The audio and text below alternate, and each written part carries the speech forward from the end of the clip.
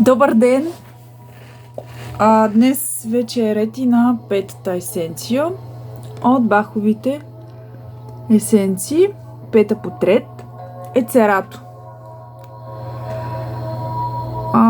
Тази есенция се приема от хора, които са извън баланс. Тя отговаря за вътрешната интуиция, вътрешното усещане.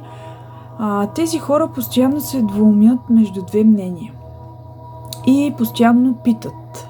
Приятели, познати не могат сами да вземат решение. Не могат да чуят вътрешният си глас, вътрешната си интуиция. Постоянно са между двоумения. Дали да направя това ли да направя? Пита приятелката: ти как мислиш, ти ако си какво ще направиш? Как мислиш как да постъпя? Какво да направя? Те постоянно са в раздвоение. Не чуват вътрешния си глас, не чуват интуицията си.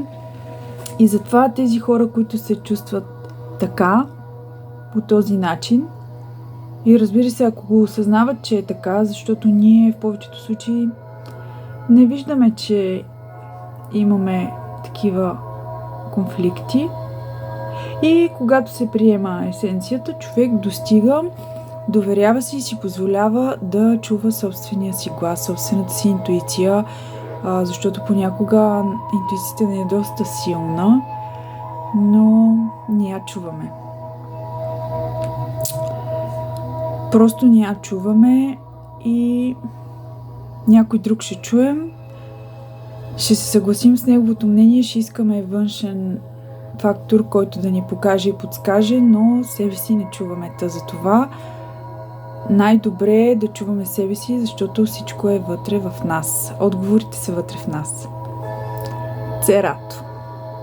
Прекрасен ден!